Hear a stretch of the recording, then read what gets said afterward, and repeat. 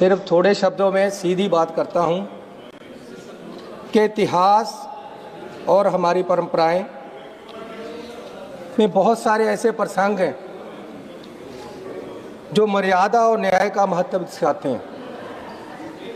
आदरणीय मेमन जी, महाभारत में जब दुर्योधन ने द्रौपदी का चीरहरण किया तो वो एक खाली द्रौपदी का चीरहरण नहीं था, वो मर्यादाओं, सभ्यताएं और पूरी नारी जाति का अपमान था। और अगर उस समय के राजा धृतराष्ट्र, भीष्म पितामह, द्रोणाचार्य इस बात को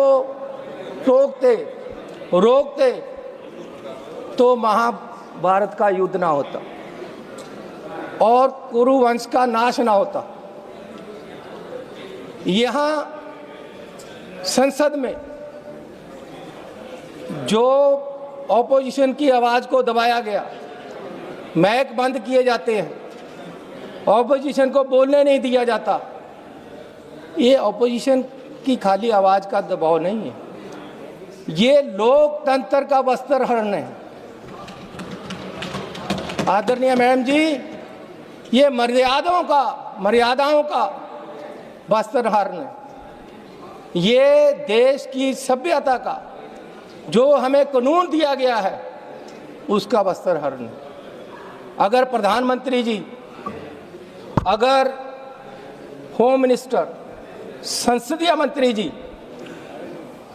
उस दिन स्पीकर साहब को कहते कि नहीं, ऑपोजिशन लीडर है, इनको भी बोलने दिया जाए, लेकिन उन्होंने नहीं रोका।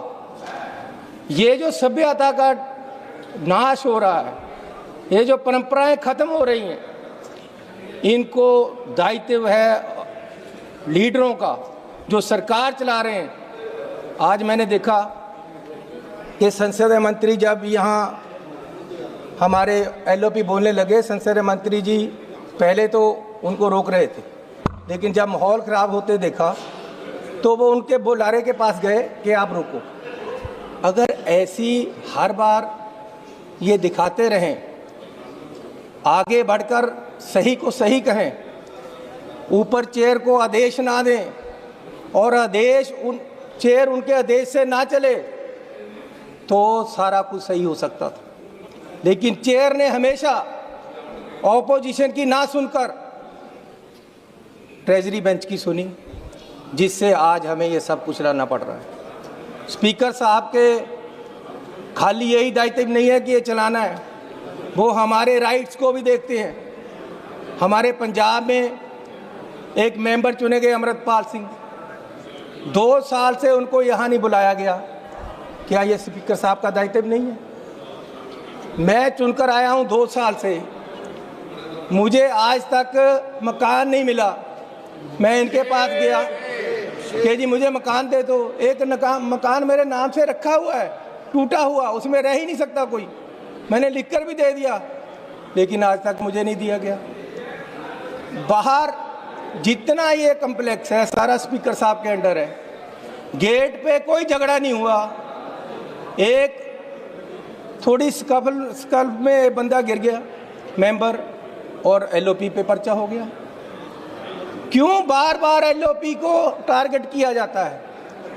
ये एलओपी का मैक बंद नहीं किया जाता, ये देश की करोड़ों उस जनता का जो अपने बात यहाँ एलओपी के थ्रू रखने चाहते हैं, उनका गला दबाया जाता है।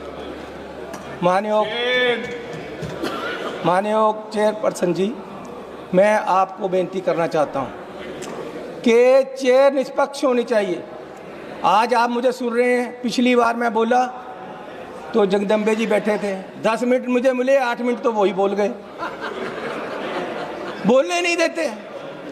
कब तक हमें बोलने नहीं दिया जाएगा और आवाज़ दबाई जाएगी? इसलिए मैं आपसे निवेदन करता हूं कि संसद सरकार की संपत्ति नहीं है, ये जनता की आवाज़ का मंच है।